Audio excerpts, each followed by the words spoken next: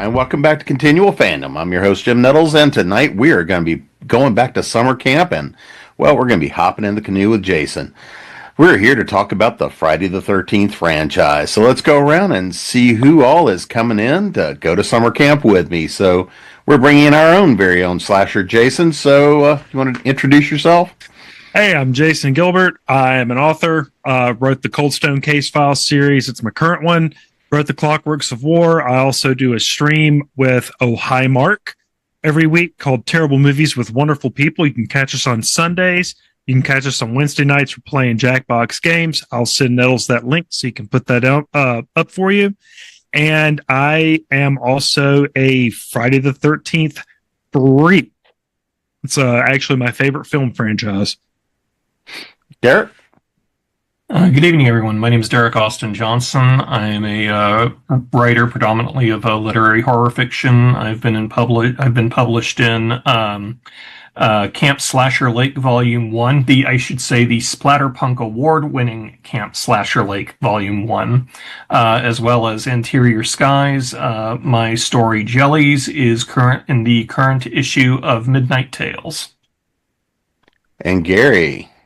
My name is Gary Mitchell. Yes, really, Star Trek fans. I'll show you my ID to prove it. And I am a co-director of the American Sci-Fi Classics track at DragonCon. I am head of Good to Be Geek Media, where I am the producer and co-host a horror podcast called A Podcast of Amontillado, which Mr. Gilbert has been on talking about this particular franchise. So let's start with kind of the basics, right? I remember when I was a young kid, and Friday the 13th really was one of the first slasher flicks, right? That came out that wasn't just your dump the blood on the floor. It tried to have a plot and really laid out kind of the new classic monsters of the 70s. Up until then, we'd had, of course, Dracula and Wolfman and all the classics, but really, to me, Jason was that first real brand new sort of monster coming through that also laid out that notion of, well, monsters are often made by the best of people. So Jason, what was your introduction into the world of Jason? So my first Friday the 13th movie was actually Friday the 13th Part 3. It came on TV, so of course it was heavily edited. And so my cousin got super pissed off about it because we didn't see blood and boobies.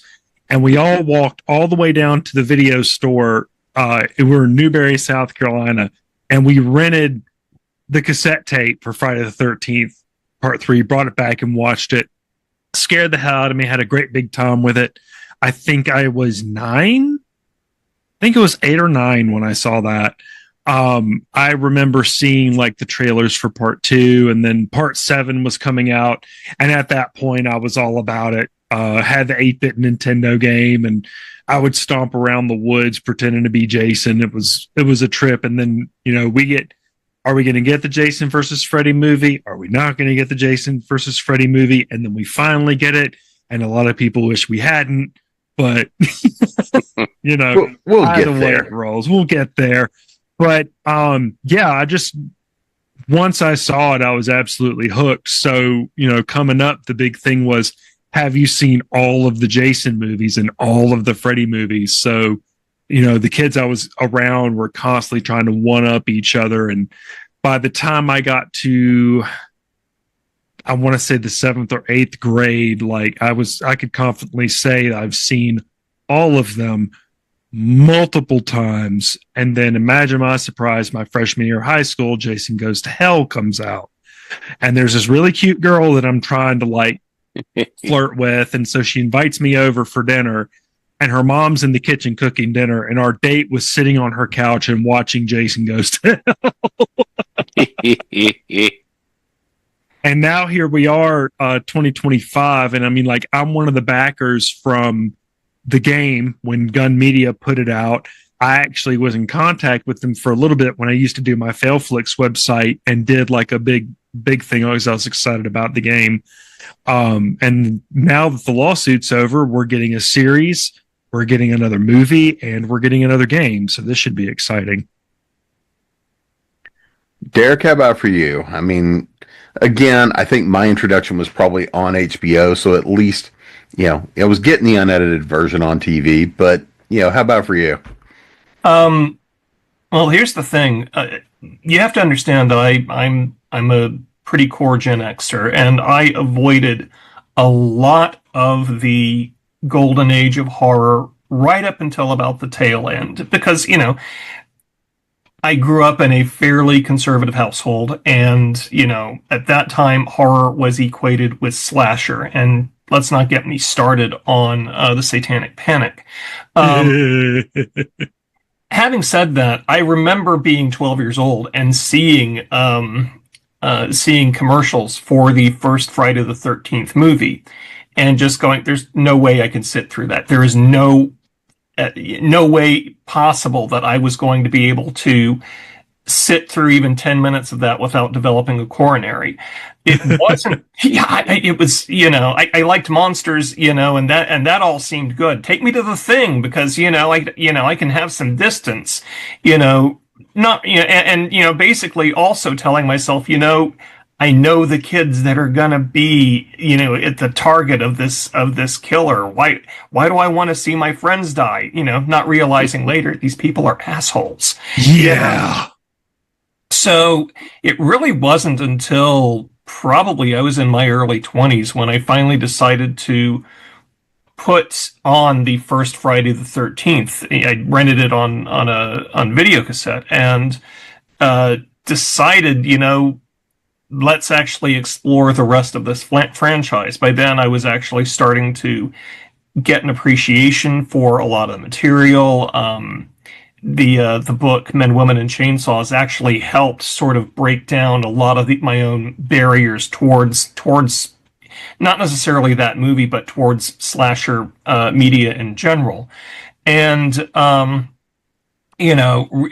developed an appreciation to such an extent that several years ago, I was talking to my mom about. We were talking about horror movies and horror fiction, and she was saying her favorite horror movie is Night of the Hunter, and I said, "Yeah, you really ought to give Friday the 13th a go." And she went, "No, I can't do that." I said, "Yeah, but you're an Agatha Christie fan. You have to understand that Friday the 13th is basically a retelling of And Then There Were None."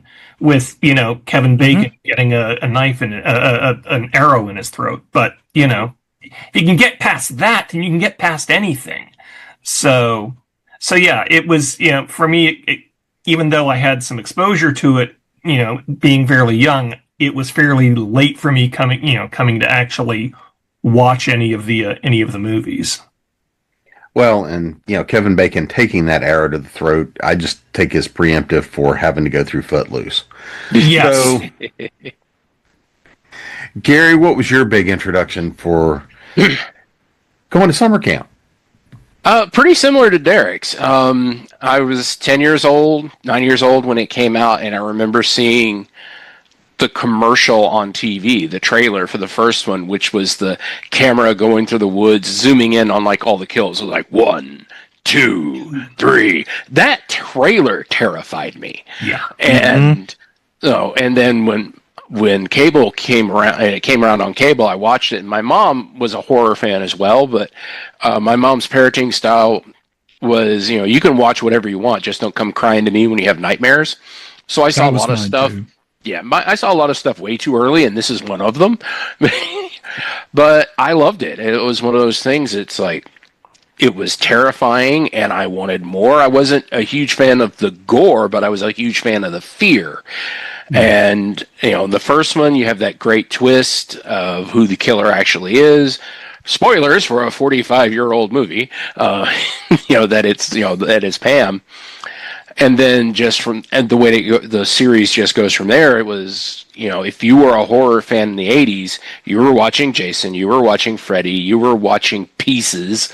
We had a video store rental card, and we were watching all of Jason's runty little knockoffs. But, I was a Jason guy. And, I had friends who were Freddy guys, and I had friends who were definite gore hounds. That's all they wanted, is they just wanted the gore and the kills.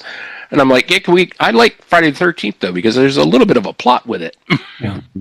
More or less. Well, and that's one of those things that I kind of want to start on is I want to kind of focus on the first 3, 4 movies, right? Because you've got kind of a real arc. Mm-hmm.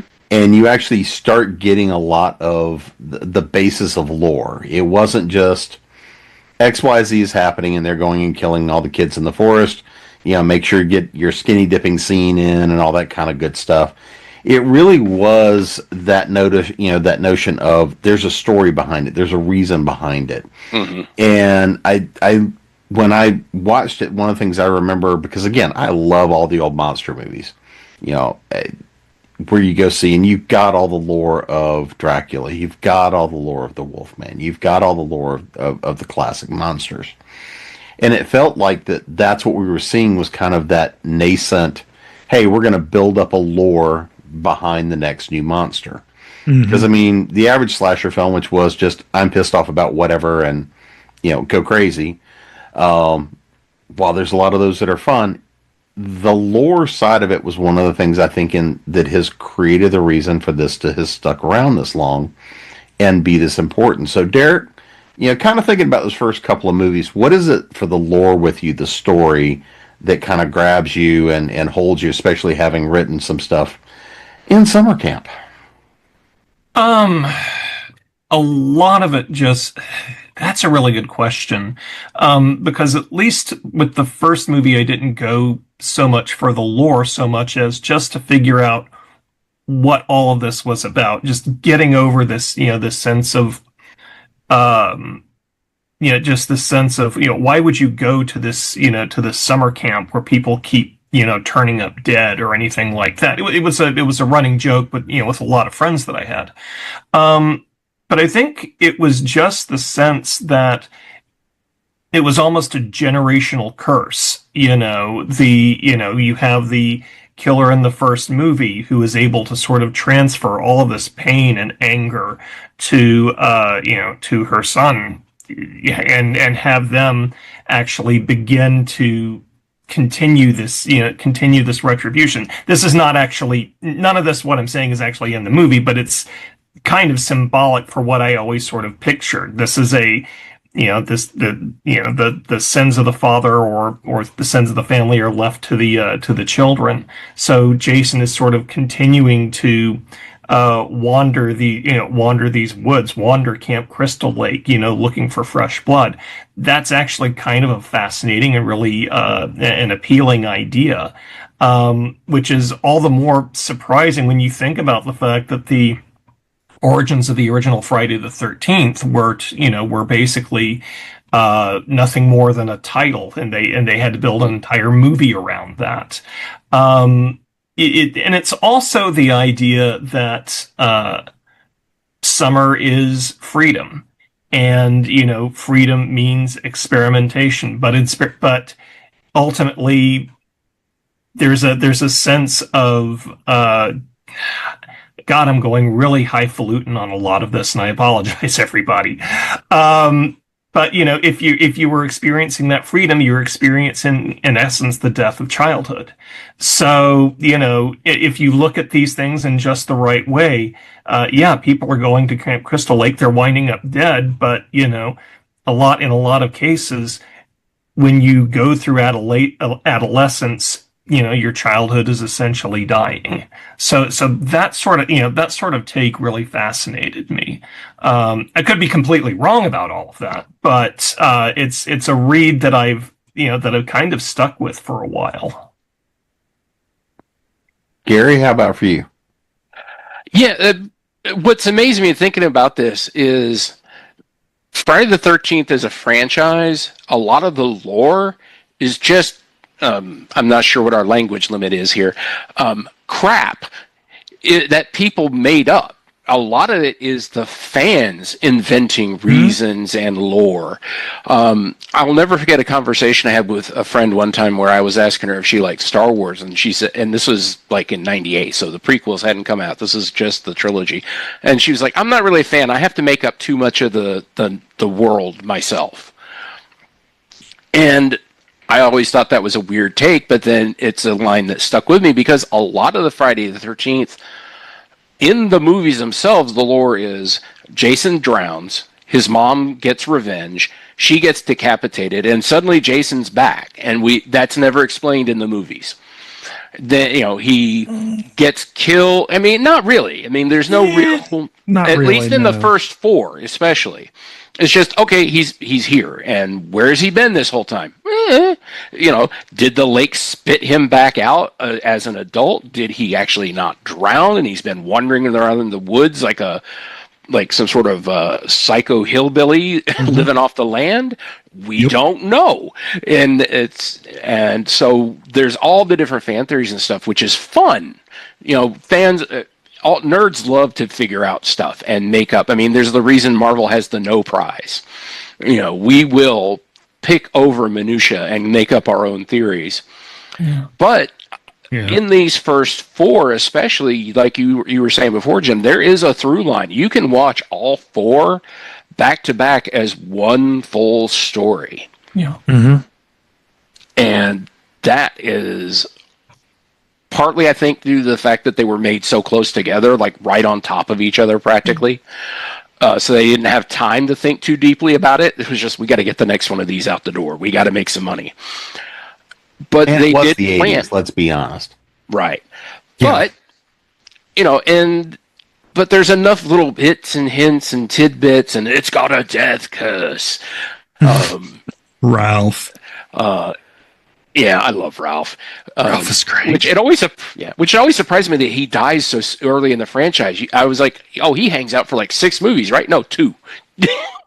Well, 1.5. Yeah. But it's like there's enough meat there to hang the story on, but there's also enough gaping holes for us to have fun with it and play with it. And it takes 3 movies, but by near the end of the 3rd movie, we've built Jason. We have an icon of horror now. Jason, anything you want to add to that on the lore side of it? So their decision then with the next movie was, now let's kill him. Yeah. Because initially this was not supposed to be a franchise about Jason. Yeah. It literally was, I can't remember who it was that walked up to Sean Cunningham and said, man, this movie just came out Halloween and it's cleaning up at the box office. And it's about this serial killer who kills a bunch of babysitter teenagers. And Sean says, cool, let's rip it off. Yeah. And the first movie was supposed to be the beginning and end. And then it was going to be an anthology series. So the second movie comes out because everyone wanted to see, well, Jason popped out of the lake, so what's next? So they were going to do the anthology series at the end of the second one and the end of the third one. And so finally they made the 4th one called The Final Chapter, which is supposed to be the end of it. And I can keep going on why we got the rest of them yet. For just those first 4. Yeah. And as a kid, I just thought it was great. I thought it was cool. We get to see the story of this kid that drowned. His mom loses it. She gets decapitated. He pops up in the next movie, where at one point, Amy Steele, who played Jenny, the final girl in part 2, was in the bar saying, well, what if he didn't drown? What if he survived and his mom never knew? And he ended up watching her get decapitated. If you read the novelization of the 3rd book, it actually has a scene of him remembering himself crawling out of the lake and throwing up a bunch of lake mud and water because there was just like this one little spark of life left in him. But I got a kick out of it. I wanted to, by the time the 4th movie comes around, I want to see who's going to get killed, how they're going to get killed. Like, I'm right there with the rest of the Friday the 13th fandom. As I got older and I started writing and telling stories of my own, I look back with it as some respect on how they managed to throw together this franchise and this lore by the seat of their pants. Because they're like, oh, we want to do an anthology movie. No, we want more Jason. Mm-hmm. And so they're literally just making shit up as they go, and it works. And then we get part 4, which is supposed to end the series and instead masterfully starts off what a lot of the fan calls the Tommy trilogy, where we get the one consistent protagonist that, to Jason's antagonism. And whether you count part 5 as canon or not, it still works. So yeah, just Friday the 13th is kind of one of those series that failed upwards. Yes. Because it was expected to fail, and it absolutely did not. And not only that, but they took so much. I mean, part 2, just about every kill is from a movie called Twitch of the Death Nerve, which is another video nasty. And they did it on purpose to piss off the MPAA, who were already pissed off at Paramount because Friday the 13th was doing so well, despite how much they were having to cut out. Plus, you got to see Tom Savini's masterwork, especially in part 4. By the gods, that effect where he gets the machete in his hand, he takes it to the scalp, and it shows like everything. Just sitting there watching it over and over and over again, trying to figure out how did he do that. I think my favorite story of the effect is in part 1, where Derek, you had mentioned Kevin Bacon getting the spear through the chest. So the reason it spurts like that, Tom is under the bed, and his hand is the one that comes around and grabs. And as they're doing the effect, and they've got the tube with the blood coming out, the tube comes loose. So he blows on it instead to get the blood out for the shoot. And that's why we get the spurt at that point, because it's Tom Savini blowing into the tube. Yeah, that's what really made the series stand out. Was, like you said, there have been proto slashes before this. There was Black Christmas, Halloween, like you said, Derek, going back to Night of the Hunter. I mean, there were, but Friday the 13th, the first one that said, let's not cut away when the axe goes into this person's head. Let's not cut away when the arrow goes through the neck.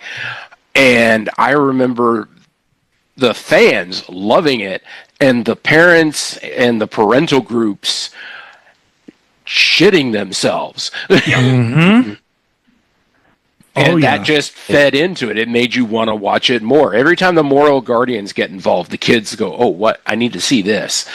It's just think if we hadn't had the Satanic Panic, D&D would be dead in the water. Oh yeah, absolutely. I mean, really.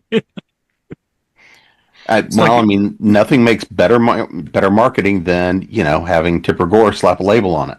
Yep. Yeah. Right. Honestly, I mean that. Maybe I'll send her a copy of my book. Be a good idea. Well, nothing's going to help that, Jason. So, kind of looking at looking at those first 4, I think created that notion of that empire. Right? It was just, let's crank them out, and it was, let's be honest, not fantastic storytelling, but it was compelling. Right? It was the visuals. It was the thing that grabbed you and they pulled you along. I think that was the thing. It was a franchise they couldn't kill. And it was surprisingly, even though it wasn't masterful storytelling, it was surprisingly solid storytelling. It made sense in the first movie why they were back trying to reopen the camp. It's been years and years since the murders and all that. That's over. The second movie, the killer was caught and killed. It's okay now. And then the third movie and fourth movie take place on completely different parts of the lake. You got Higgins Haven in part 3, which is on the opposite side of the lake from Camp Crystal Lake. And then you had Tommy's house and that guest house right next to him in part 4, which was across the lake from Higgins Haven. And they were so close in time-wise. There's a day or two between the two movies? So part 2 takes place on Friday the 13th. 3 takes place on Saturday the 14th.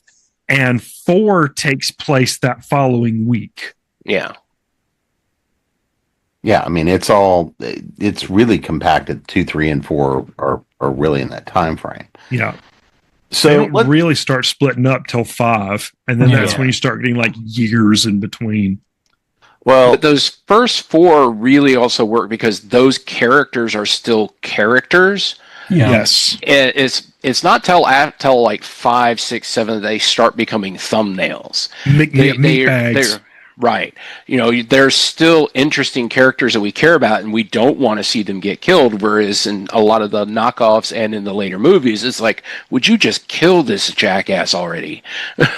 There were a that's my couple of point. They're characters in part assholes. 4. Yeah. Yeah. I mean, by the Yeah. time you get to part 4, like, Ted is a dick. Mm. No one wants to be in the car with this guy.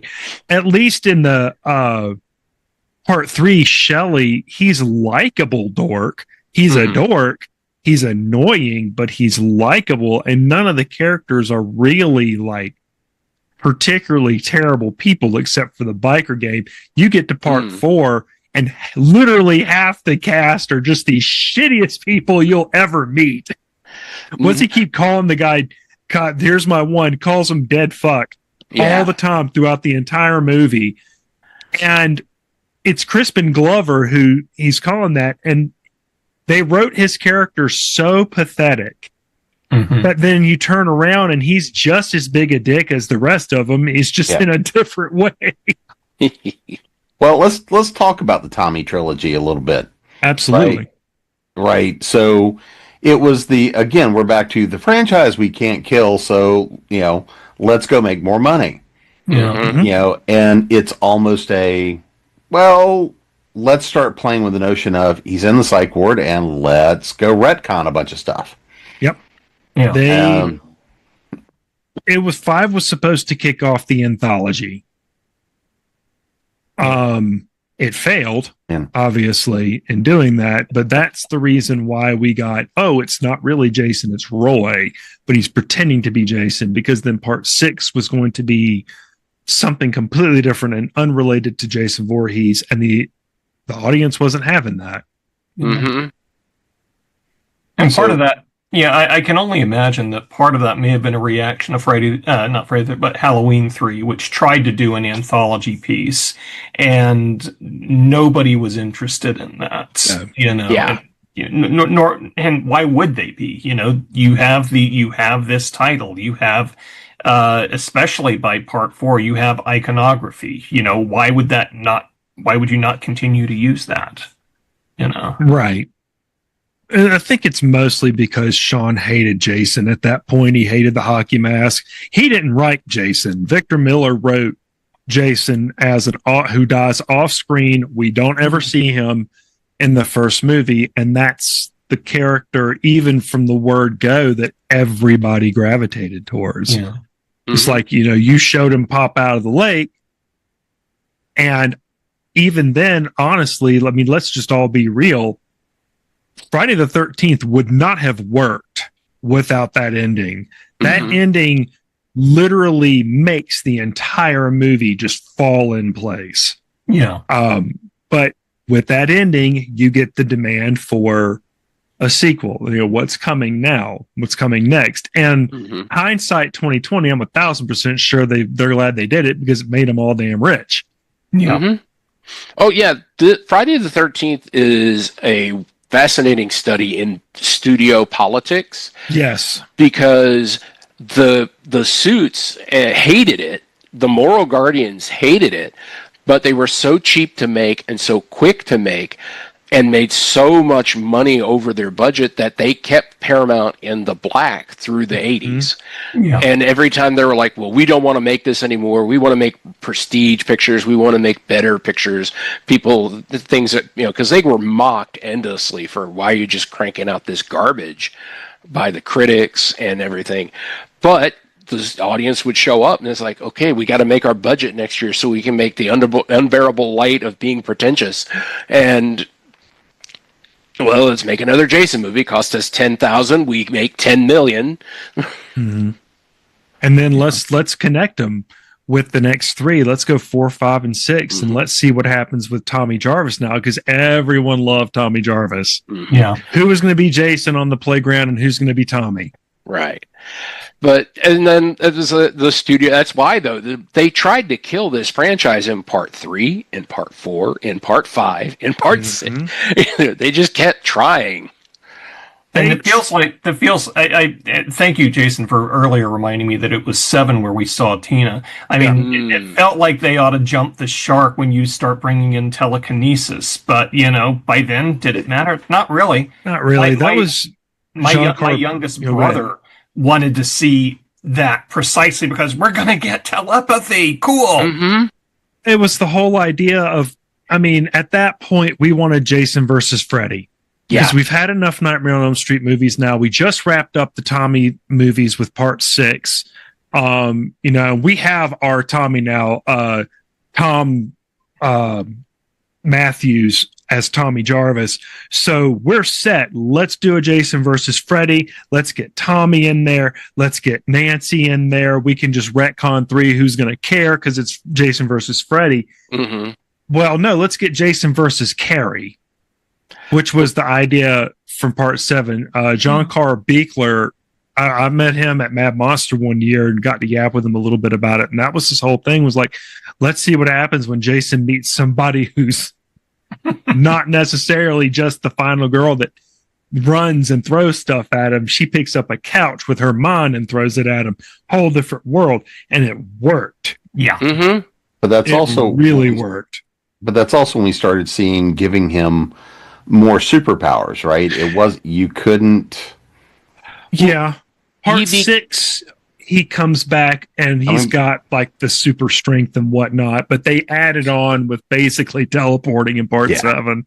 Yeah. Well, so let's go back to 6 before we go to part 7 for a minute. Because again, that resurrection moment, that I guess we have to have our titular character here, so let's pull him back from the dead.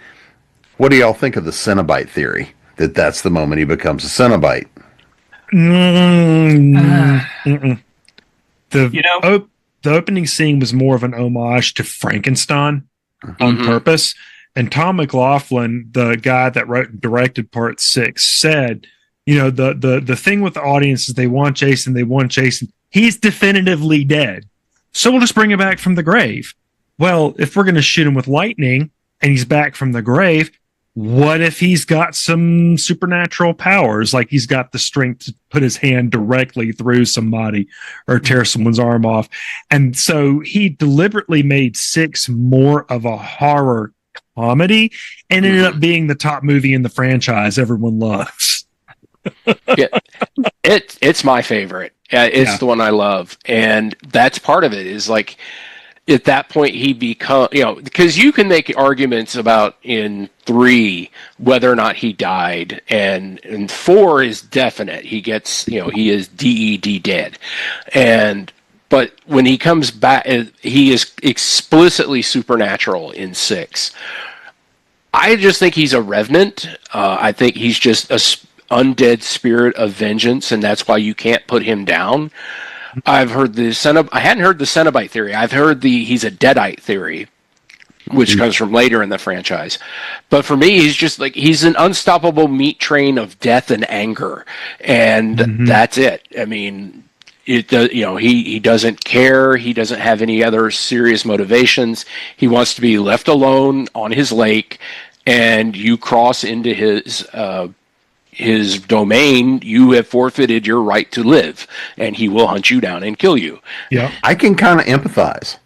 Yeah, and I'd never heard the Cenobite theory either. I tend to side with Gary. Or Deadites. I think I said Cenobite, but I was thinking Deadite theory. Yeah, I was just going to say, I can't see Cenobite because Cenobites have a deliberate motive, and it's also, do we pleasure and passion through pain? And Jason doesn't think that far ahead. He thinks kill.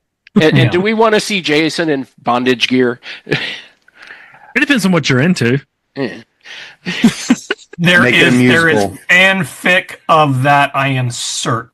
Oh yeah, no, Jason's totally been Rule 34'd. Yes, absolutely. Absolutely. Jason's totally been Rule 34'd. Without doubt. Yeah. All right. Now that I've taken us entirely down the wrong rabbit trail. But so, let's start going into, thinking about 7, right? The description of Jason versus Carrie, right? We start, this is when we start moving into much more of a metaphysical, paranormal sort of horror franchise, because it was the how many times can we kill teenagers at the lake? Yeah. Mm-hmm. Bunches, And 7 was supposed to be the goriest. Yes. They cut so much out of that. If you even the scenes that remained intact enough to put as like bonus features on the DVD and Blu-ray are like 10 times gorier than what we actually got. Yeah, because the MPAA was ready. Every time a new Friday the 13th movie came out, they were ready with the knives. And yes. There was stuff. I mean, it would annoy a lot of the producers because it's like they were just doing. They would try to do gags that were in other horror films and get cut. It was like, but you let them do it, but they're not Friday the 13th. Yep, literally. Oh, you're Friday the 13th. Well, you have to cut 10 times more than Halloween or Nightmare on Elm Street would cut, and it's because the original movie did so phenomenally well, and we saw so much in the movie that we hadn't seen before. Halloween is not near as graphic. The original Texas Chainsaw Massacre isn't near as graphic. And it pissed off the MPAA, and they were determined to not be embarrassed again. So 7 was not only was it slashed arc to an hour and a half and not near as gory, it was still put on the video nasty list. Just because it was Friday the 13th. Because it was Friday the 13th. And I mean, I've seen some of those scenes, like the scene where he crushes the guy's head. Okay, sure. You don't want to see the blood and brains flying out. I get it. The sleeping bag kill, he wailed her against that tree about 5 or 6 times in the original cut. The one thing that I think they did right in the cuts was doing it the one good solid hit. I thought was more effective as a kill. And this part 7 does have some really effective and fun kills in it. Oh yeah. Yeah. But it is such a fun movie because like we were saying before, it was that was originally going to be the Freddy versus Jason, and then they lost Freddy, and so they were like, "Well, what else can we do?" And that's when they came up with the Freddy versus or Jason versus Carrie. And again, that's one of the reasons I love it is it opens up that door. I mean, the poster alone. The first time I saw the poster, was cool. It's a good poster. Oh yeah. And that final confrontation between the two of them when she's fully embraced the telekinesis and is just throwing a house at him. It feels like all of that feels like it ought to be a jump the shark moment, but because they hadn't created any of this, it was all sort of on the fly, seat of their pants, sort of, well, we can do this. Well, but does that? Yeah, but who cares? We can do this now, or we can do that. Suddenly, when you're including all of that, it's not that it doesn't matter, but it feels like something that ought to be just absolutely absurd. You're able to buy into. Okay, now we have this. That's fine. Let's go to the next. So yeah. And I mean, we've got Jason staggering around with his backbone sticking out. Of course, he can fight a girl with telekinesis. And that's fun too, because Jean-Carl Buechler also did the makeup. And then when Kane Hodder was at Mad Monster the first year I volunteered with him years ago, he brought that with him. And my friend Megan Grant got to do Kane's makeup and put it on for the photo shoot. And that's also the first movie that we got Kane Hodder in. Who ended up becoming definitive, like he's our Jason. Yes. No disrespect to any of the other Jasons, but he brought something to the character starting with that movie that we hadn't seen before. Is that he pissed Jason off. Yes. He gave Jason a whole lot of personality. And so that kind of helped at least me, but I feel like the viewers kind of, I don't know, maybe identify with him a little more in that, okay, he's really pissed and we can tell he's pissed. And Kane has this one tick that I don't think until years later he realized he did, where he would turn his head and then turn his body and go after. Yeah. And that I think of the three movies that he's been Jason in, the four movies he's been Jason in, that one I feel like for most people stands out more than anything, because that was the first time that we've seen Jason, a more human side of Jason.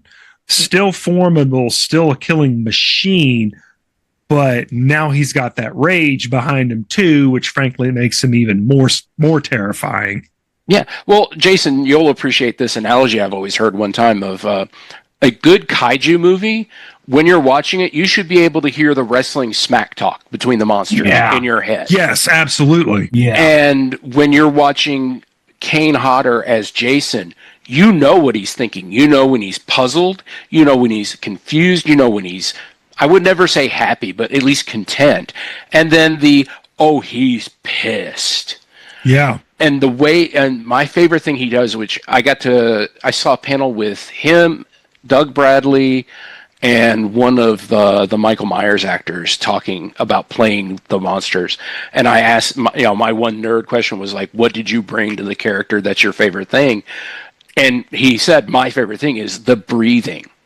Yep. When Jason will start doing that deep breathing that lets you know, he's about to tear somebody to pieces. Oh, yeah. He's got that jaw. And so part 7, when you can see, even when he has the mask on, his jaw's exposed, you can see how he like works his jaw and like, okay, I hate that the mask we got in part 8 ended up going back to covering that back up. Yeah. But, what are you going to do?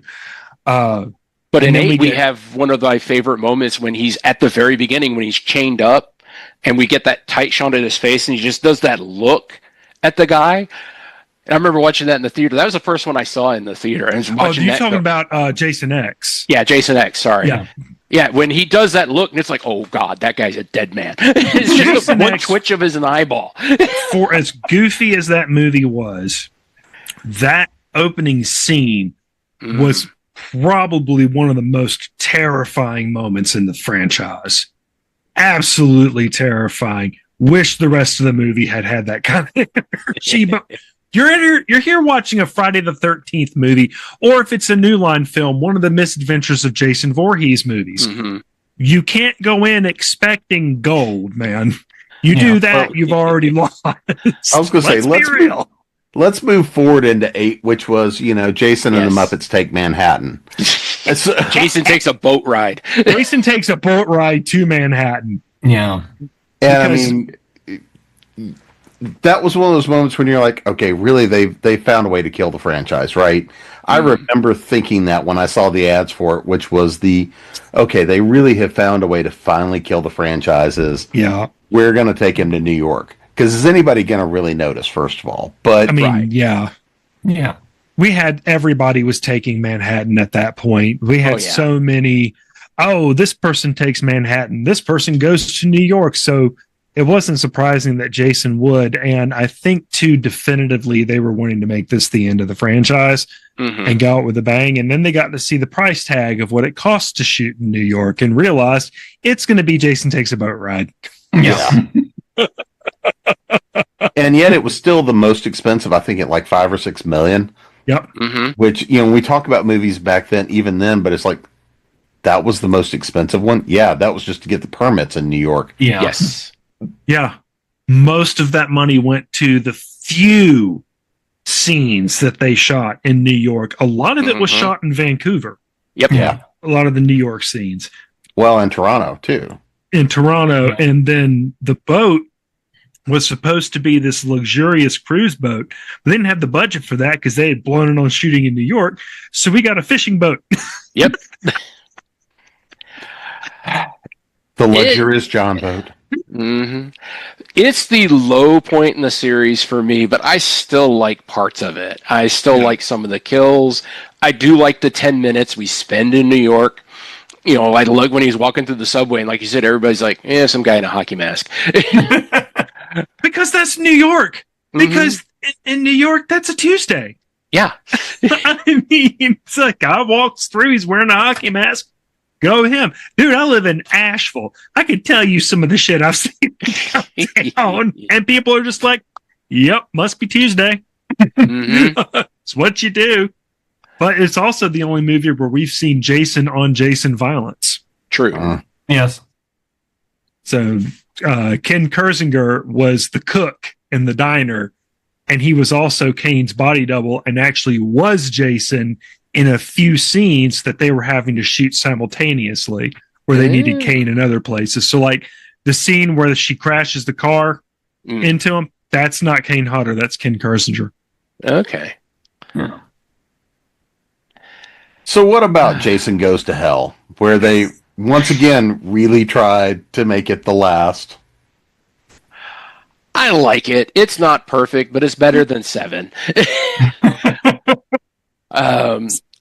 They try to drop some interesting lore in there. They borrowed the Necronomicon from Sam Raimi. It's the movie where everybody gets to be Jason for 5 minutes. Mm-hmm. And again, we've said this before about some of the others, but that opening act where we think we're just getting a standard Friday the 13th and she turns out to be the FBI, I love that. I love that moment when she jumps over the log and all the FBI agents pop up. Clear! And they proceed to overkill. Yeah. It's a pity we just didn't, if we'd ever wanted an X-Files Friday the 13th crossover, that would have been it. Man, yeah, for sure. Instead, it was an Evil Dead Friday the 13th crossover. They deliberately were trying to tie Friday the 13th to the Evil Dead universe in our first New Line Cinema Jason movie. And because if you'll notice, it's not called Friday the 13th, Jason Goes to Hell. No. It's just called Jason Goes to Hell. Yeah, because of those rights issues we were talking about. Yep. And there have been plenty of them over the years. Oh, yeah. They got the rights to Jason, and they got the rights. They got the rights to like the characters they needed to, and Camp Crystal Lake, but they didn't get the rights to anything as lore wise from the Friday the 13th movies. So that's why Jason Goes to Hell retcons a lot. I'm going to say really everything up to part 6. Once you get 1 through 6, I think even that's questionable. But 7 and 8, Jason Goes to Hell, and then Jason X retcons Jason Goes to Hell. Oh, no. We'll get there in a moment. But did you notice too in Jason Goes to Hell, it is the one Friday the 13th movie where we do not see his face under the hockey mask. Right. They did it for the game. They did a design, and it's basically just a skull. But you'll notice the mask is melted to his face anyway. So. Oh, yeah. But it's also the movie where everyone started swearing up and down that Jason wore a jumpsuit. Oof. Don't get me started on that. Oh, dude, I freaked out so many people at Congregate when I told them, like, Jason has never, ever in film canon worn a jumpsuit. 8-bit Jason wore a jumpsuit in the original 8-bit Nintendo game. That's it. And even then, they were incorrect. He's never worn a jumpsuit. He's never used a chainsaw. Ever. Yep. The only gas-powered weapon he used was in Part 7 on Dr. Cruz, and that's it. Mm-hmm. The bladed weed whacker thing, yeah. Yeah, the edger, the weed eater with the edging blade on it. Yeah. All right, so let's go to Jason X, Enemy Mine, right? Jason I love that movie. It is so... It's one of those where it's like, yeah, we know this is ridiculous. You know it's ridiculous. We know that you know. So we're just going to go with it. Yes. It has one of the best kills in the franchise with the liquid nitrogen. Yeah. Yeah, absolutely. It's got some really funny moments. I love the, he just wanted his machete back. And I got some trivia about that guy too, but keep going. And the other one is like the one hardcore guy when he stabs him, he's like, it's going to take more than that to kill this old dog. So he stabs him again. He goes, no, that ought to do it. I mean, Derek. Yeah. And we get a hot cyborg versus Jason. I mean, I wouldn't turn it down. I mean, the then first again, time I was watching the movie and her nipple falls off. He's was trying to put the nipples on her. and they hit the floor, plink, plink. Like, And she's disappointed. Like, oh. It's like, what are they, 10-pound weights? Good God. The whole movie is based off of an SNL skit. Yeah. Whole movie. And the trivia I have about the guy that played the teacher, do y'all remember a little cartoon that would come on Fridays as part of the Super Mario Brothers Super Show called Legend of Zelda? Yep. Yeah. That guy was the voice of Link. Oh my God. Really? Yep. Oh, wow. That was the voice of Link. I did not know that. Yep. We got to see the voice of Link get his nipple pinched in a kink scene and then get hacked up by Jason. Excuse me, Jason. But, All right. Yeah, it is so ridiculous, and it's the movie that does put Jason over the top of highest body count in film, period. Because when he takes out that space station, it adds like 8,000 people to his tally. That's his Luke Skywalker moment, you know. Yeah. Yeah. Derek, what did you think of Jason X? I gotta know. Look, I will defend the liquid nitrogen sequence to no end. That's gold as far as I'm concerned. Yeah. And yeah, I maybe it was just when I saw it, there was a part of me was going, what on earth am I seeing here? Yeah. See, that was the problem. They weren't on Earth. Yeah. I'll say that as goofy as it is, like I enjoy it. The issue with it, when they shot it, and they kind of pulled a Friday the 13th Part 3 with this, they used technology that we hadn't seen yet. The special effects in that movie were top notch. I mean, like, we had not seen these kind of effects before. Yeah. And then they shelved it for 6 years. Yeah. So we got it 6 years after the fact, where we've seen much more impressive shit by this point. So then this movie comes out and it's a snot rocket, and people who go see it who are fresh in on Jason are no longer interested in Jason.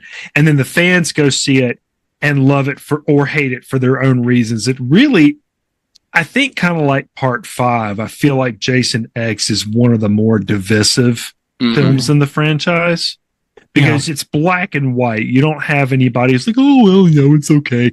They either think it's great or they hate it and will never watch it again. I had to watch it as a parody of itself. That's the only way I could watch it. And you can get through it you know what? Truth be told, if you're going to watch it, you have to watch it in the same way you watch Moonraker if you're a Bond. Yeah. I feel like it had more of a Buffy the Vampire Slayer vibe to it. Yeah, oh, very much so. Yeah, yeah. It's not one I mean, I love genre, but for every now and then you have these two great tastes, and I'm just going, no, that's like, it's not peanut butter and chocolate, it's peanut butter and chum. And yeah, you have to have a decent, ridiculous threshold. Yeah. And I just wasn't prepared when I saw it. So when I watch it, like, because when I would do my watch through, for me, watch through the Friday the 13th series ends at Part 8. Then we get to the Misadventures of Jason Voorhees. And those three movies, Jason Goes to Hell, Jason X, and Freddy vs. Jason, they're just fun. They don't link. They're not interconnected. They really don't have anything to do with the rest of the franchise. If you could look at the deep lore, they're just goofy. So you don't go into them going, yeah, I'm going to watch another great Jason movie, and it's not going to bring anything to the table, but that was funny. Well, let's get to the point that made, well, even adult, a term I'm going to use loosely, adult Jason happy, right? Jason versus Freddy, right? Yeah. This is the thing that had been building for decades. Mhm. This was purely the thing that said, if we've gotten money for this other crap and we can get the rights, we've got to do this thing. It is 100% fan service. Mhm. And I mean, looking at the storyline, and spoiler, you don't really get a resolution. They set this up so that you could have a string of Freddy versus Jason into eternity. Oh, yeah. This could have just been a weekly TV series. Who kills who this week? Yeah. Yeah, well, and especially if you look at the stories of the movies we almost got of Freddy versus Jason. Yeah. This is, I think, the best possible outcome we could have gotten. I think my least favorite was the one about the cult. Yeah. No, the one where Jason drives an Impala, I think it is, into town. Hunting for Freddy. It was like, Jason doesn't drive. Jason doesn't know how to drive. He doesn't do that. Yeah. Which was everybody's tip in part 5 that it wasn't really Jason. Yeah. But it is fun though. Yes. Yeah, I interrupted you, Jason. I'm sorry. No. You're fine. Go ahead.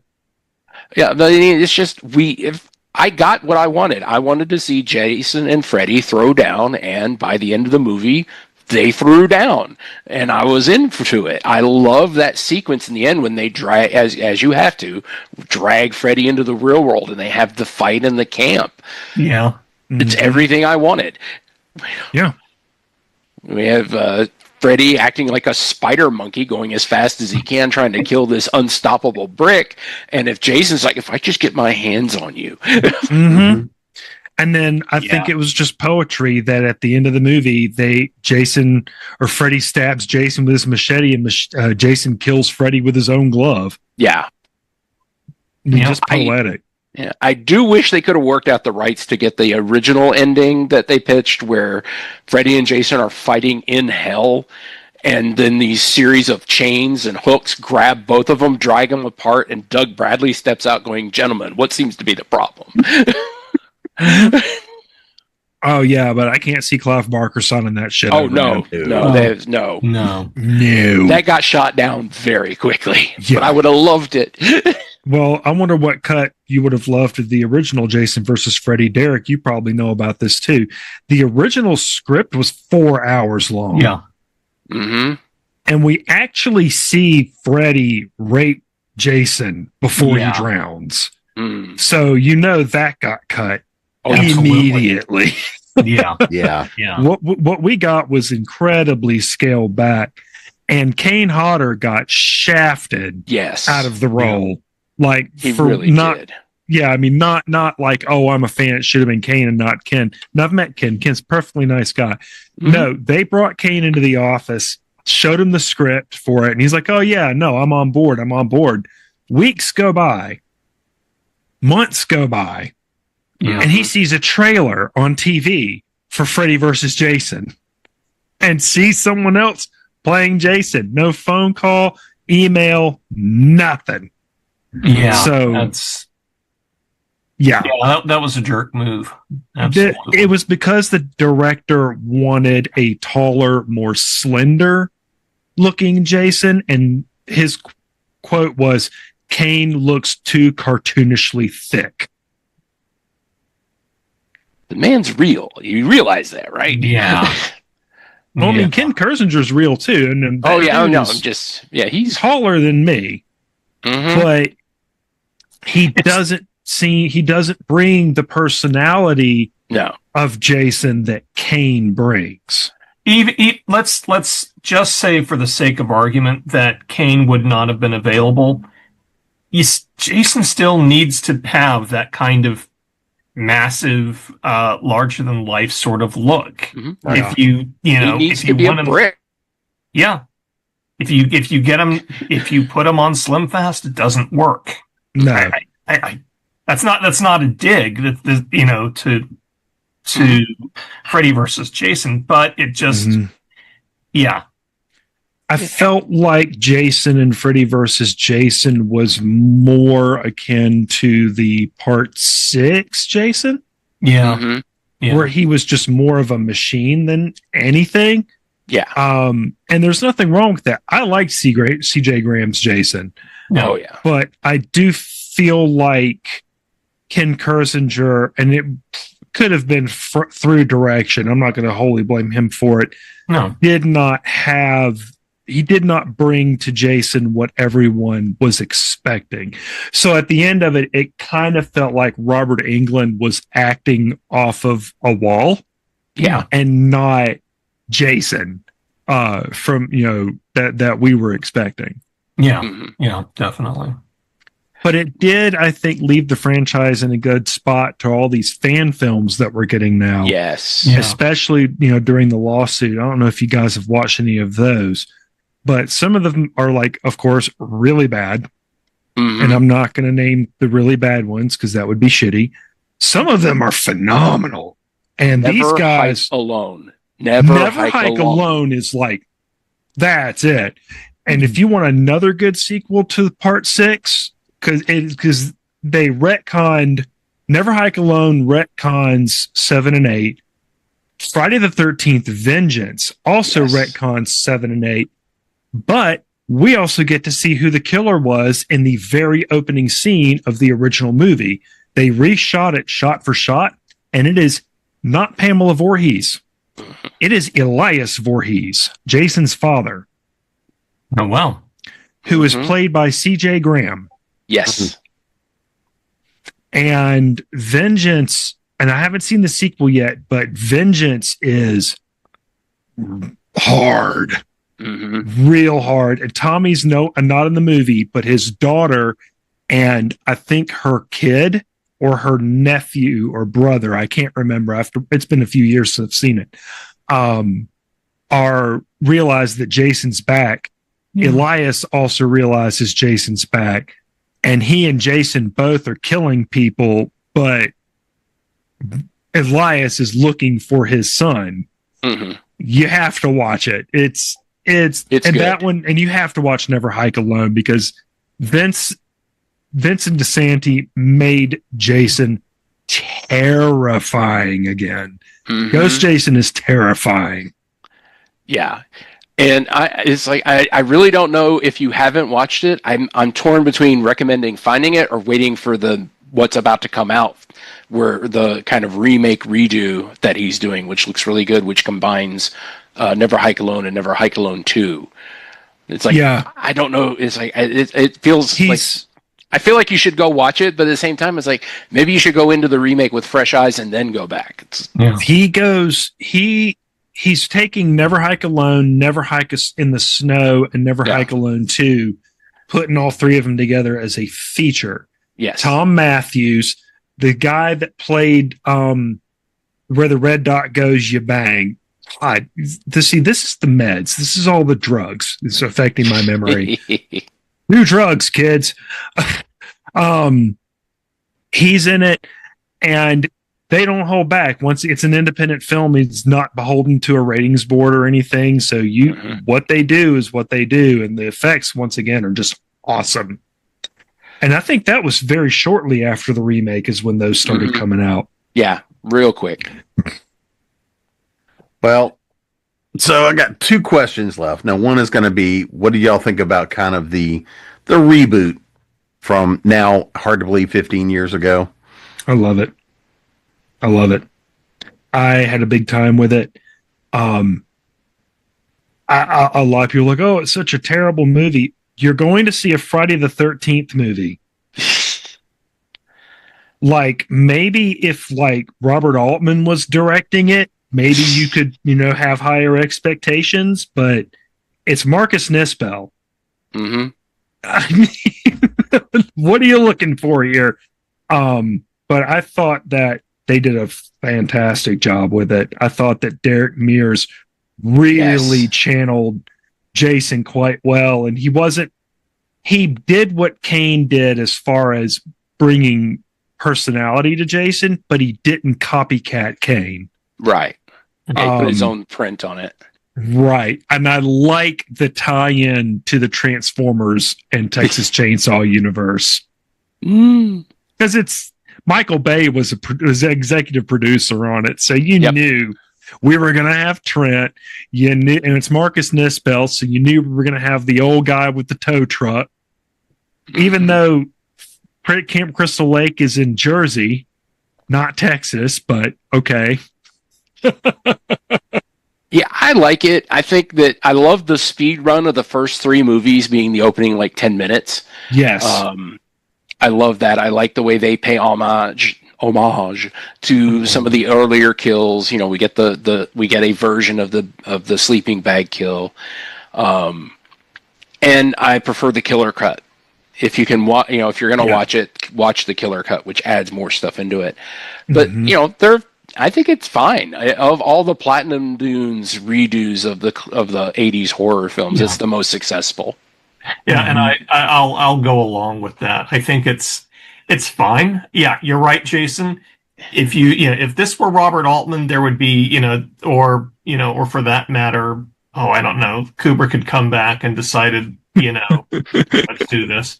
Stanley, you've been dead for years. Just go with it. Start shooting.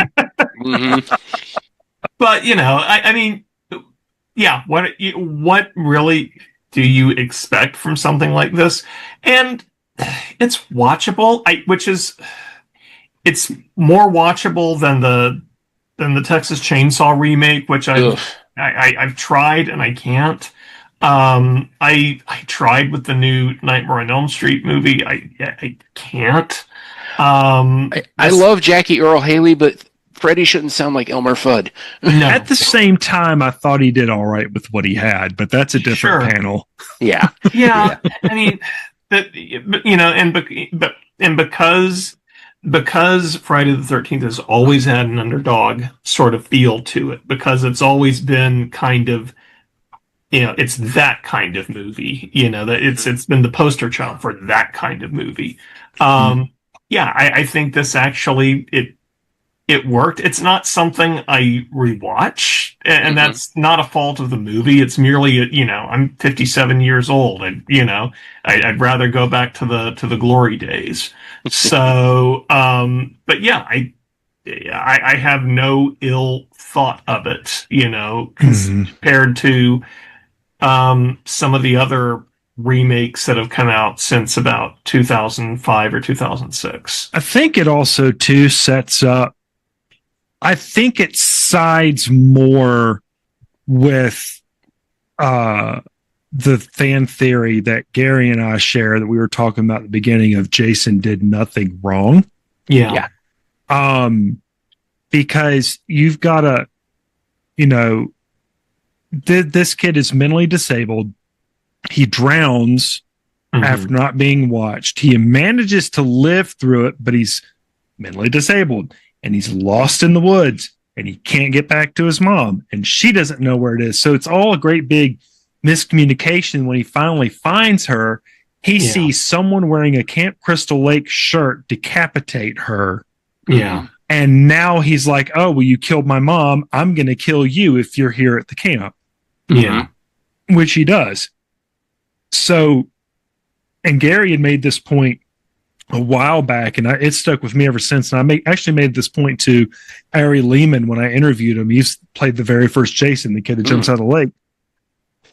That if you look at Jason in parts 1 through 4 and in the remake, he is this mentally disabled survivalist in the woods who is hell-bent on vengeance and doesn't know any better because for all he knows, everybody who's there helped kill his mom. If you look at Ghost Jason or, Zombie Jason, the part 6 and on, Jason is less so much a spirit of vengeance, and you could say he's more of a physical manifestation of a trauma response. Yes. Yeah. Because he's not rando killing, he doesn't leave that area and go off into town and kill people. Right. He keeps to his own, stays dormant. When people come around there, especially when they start trying to fuck around with the camp, that sets him off, especially when they're having sex. That really sets him off because that's what they were doing when he drowned. Yeah. So I got one last question, and I Mhm. realize that this is the most challenging question of the evening. Bring it on. Across the entirety of all the films, your favorite kill? Mm. You're asking me to pick my babies. I am. All right, I'm still gonna go with the liquid nitrogen kill.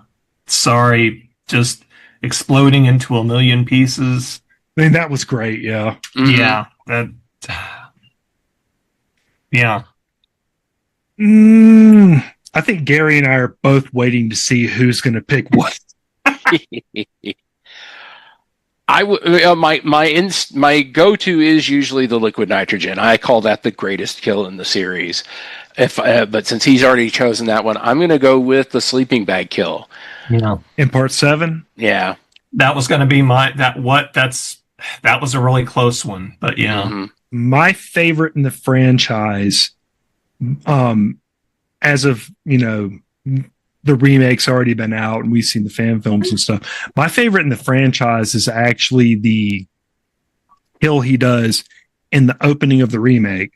Mm. So you got the guy in the woods, he sees his friend, he hears his girlfriend screaming, runs back to camp. She's hanging from the sleeping bag. Yes.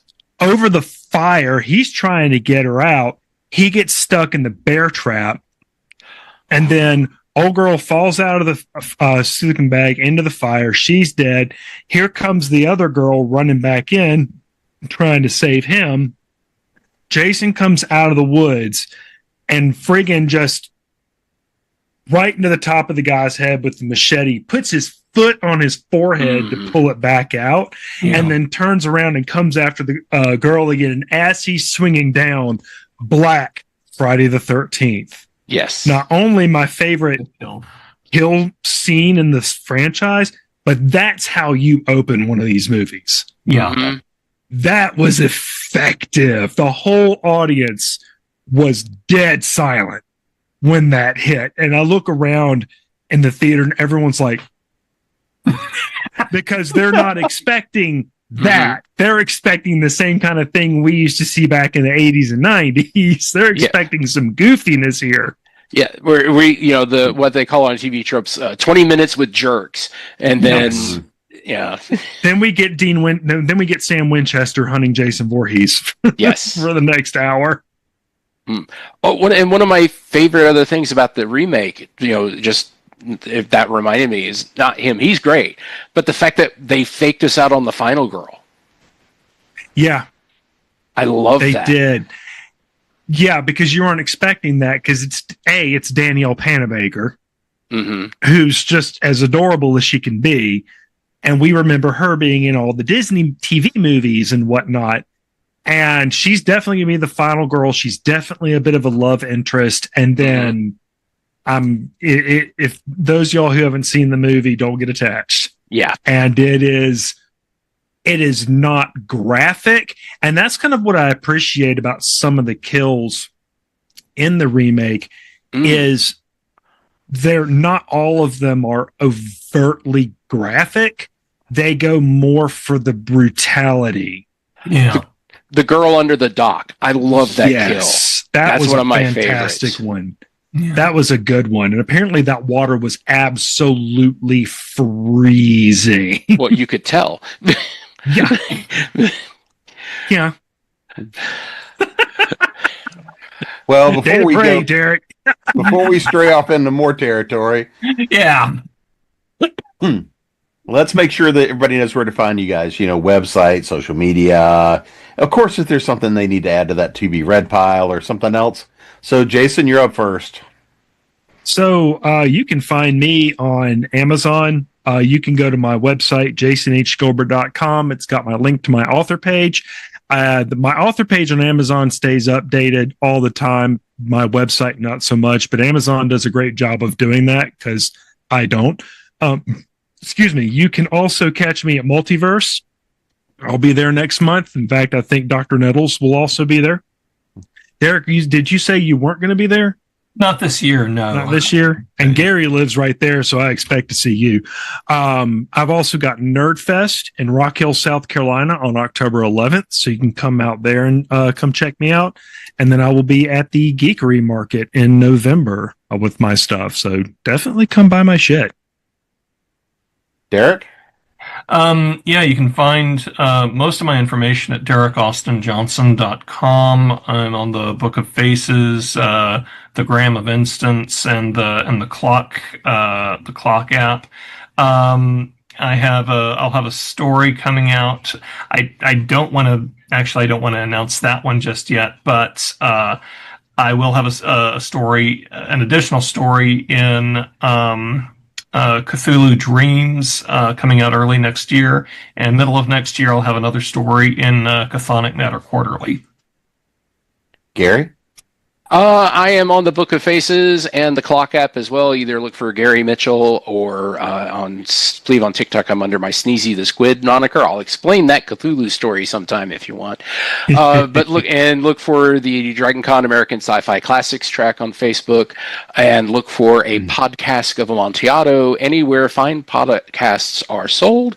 And we've done a whole series on the Friday 13th series, which, as I said, Mr.